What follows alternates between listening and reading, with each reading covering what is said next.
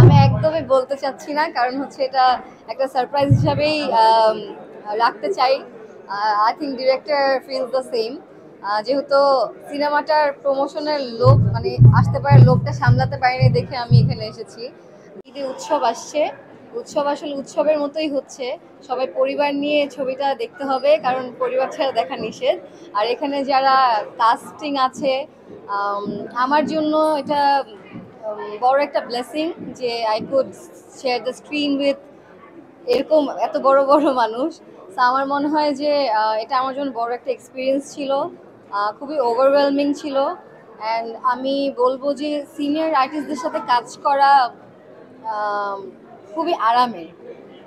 ছোটবেলা থেকে ওনাদের কাজ দেখে এসেছি, এবং আমরা জানি যে 90s যারা কিডস আমরা, তাদের জন্য আসলে এই মুখগুলো খুবই পরিচিত এবং আমাদের চাইল্ডহুড মেমোরির সাথে কানেক্টেড। সো সিনেমাটা খুবই মজার এবং খুবই দুর্দান্ত হবে। তানিম নূর একজন খুবই ভালো ডিরেক্টর, আর রাশেদ জামান ডিওপি হিসাবে দুর্দান্ত। সো পুরো গল্প, পুরো টিম, পুরো সিনেমাটাই আসলে আহ, এমন একটা সিনেমা আসতে যাচ্ছে যেটা আসলে অনেক বছর আমরা পাই না। So I don't think anyone would want to miss it. সবাই খুবই পছন্দ করবে, সবাই উৎসব দেখতে হলে আসবেন। এবং আমি আমার চরিত্রটা নিয়ে খুব বেশি কিছু বলতে চাই না, হলে যেয়ে দেখতে হবে আসলে সুনেরা কোন চরিত্র করেছে। আমি একদমই বলতে চাচ্ছি না, কারণ হচ্ছে এটা একটা সারপ্রাইজ হিসাবেই রাখতে চাই। I think director feels the same. যেহেতু সিনেমাটার প্রমোশনের লোভ, মানে আসতে পারে লোভটা সামলাতে পারিনি দেখে আমি এখানে এসেছি।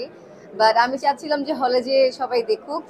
আম, চরিত্রটা আসলে আমার মনে হয় যে আমার চরিত্রটা যদি আমি বলি, আমার সিনগুলোতে সবাই একটু হলেও ইমোশনাল ফিল করবে, হ্যাপি হবে, এতটুকুই বলতে চাই। অ্যান্ড আমি আমার একটা ড্রিম ফুলফিল করতে পেরেছি এই সিনেমাতে কাজ করে, বিকজ এমন একজনের সাথে আমি স্ক্রিন শেয়ার করতে পেরেছি, যার সাথে স্ক্রিন শেয়ার করার আহ, ইচ্ছা আমার অনেক আগের থেকে, এবং এটা আমার ইচ্ছা খালি না, এটা আমার স্বপ্ন ছিল।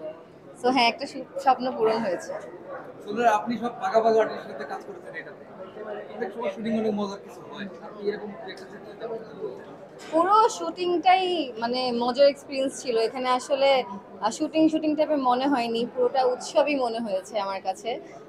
সবাই খুব মিলেমিশে কাজ করেছি, এবং যখন একটা ভালো টিম থাকে আসলে ছবিটা না মানে শুটিংটা অটোমেটিক্যালি খুবই মজার হয়ে যায়, এবং তখন মনে হয় না যে কাজ করছি, মনে হচ্ছিল যে সেলিব্রেট করছি। একটা মিনিট, একটা মিনিট, ভিডিওটা হচ্ছে একবার মিলিয়ে